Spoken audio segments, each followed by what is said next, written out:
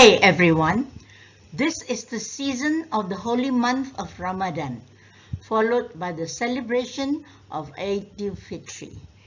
What a wonderful time for a story about lights.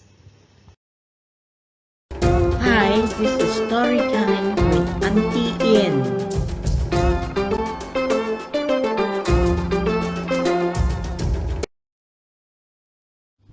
Aunty Ean writes and illustrates books for children. Here are the books she has written.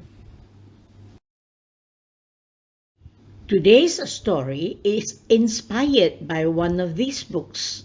It is titled Wonderful Lights.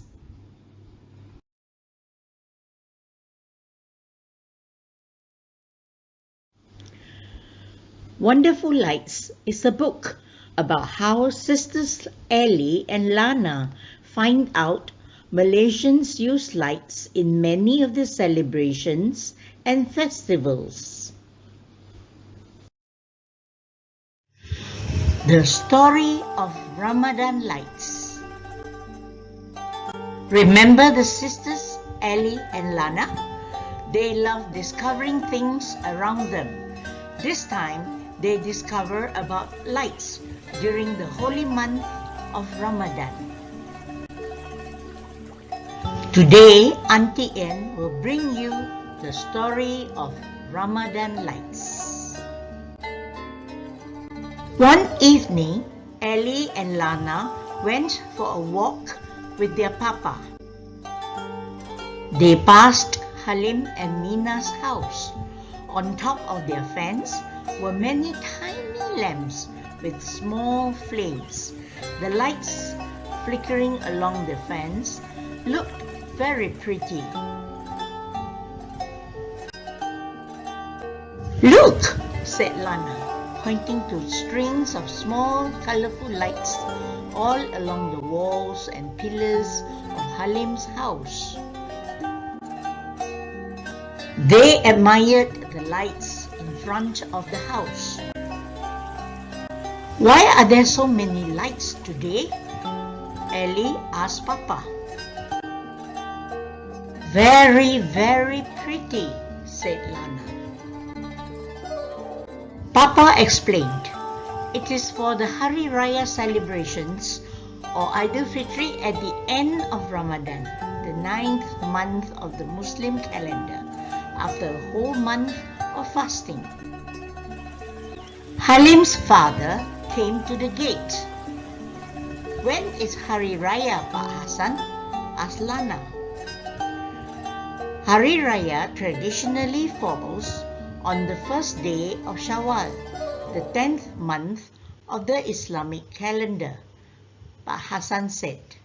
And then he added, "It varies each year because it's dependent on the lunar calendar."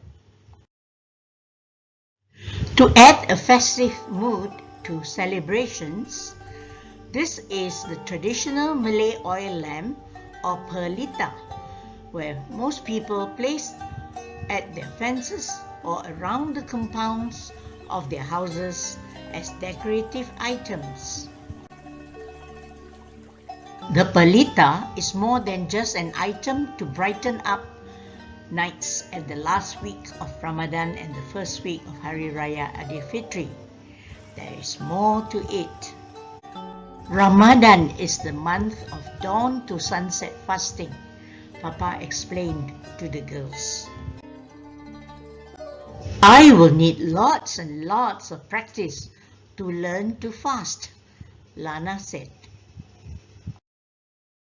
"Because you like to eat all the time," Ellie said, smiling at her sister.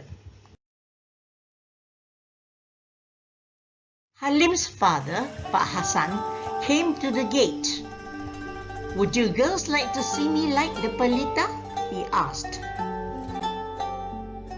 The girls joined everyone in pouring small containers with oil. They watched Pak Hassan light the wicks. "Do you know why we have lights during Ramadan?" "Abba, tell us the story, please." "Yes, Please tell us, said Halim. Do you know Egyptians are the first to invent the idea of the Ramadan lantern? Lantern means lamp and are called fanus in Arabic. Fanus are lanterns made of tin and colored glass that decorate streets and mosques. A special means of lighting, especially for people when they are going to the mosque at night, and it became a tradition. A long time ago, the Caliph or the ruler in Egypt used to go out on the night before Ramadan along with children, each of them carrying a lantern to light the way as they sang songs in celebration for the holy month.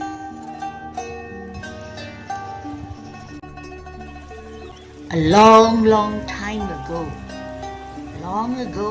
the Misa Harati is the person who awakens the Muslim sleepers on the night of Ramadan to eat the sahur meal. At that time, he walked the streets with a young child carrying a lantern, says Pak Hassan, Halim's father. That was the origin of the lantern.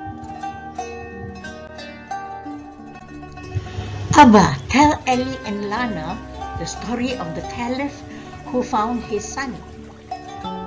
Oh, this is a folk tale told long ago about how the tradition of lights started for Ramadan.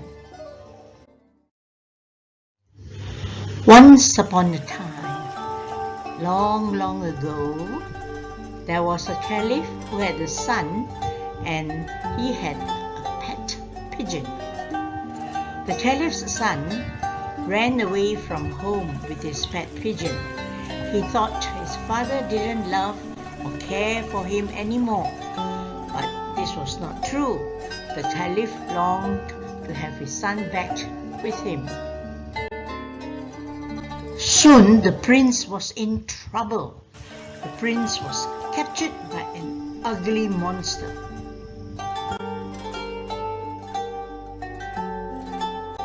The prince wanted to release his pet pigeon. The monster allowed the prince to release the pet pigeon if the pigeon went back to the Caliph and nothing happened. Then the prince would have to stay with the monster forever.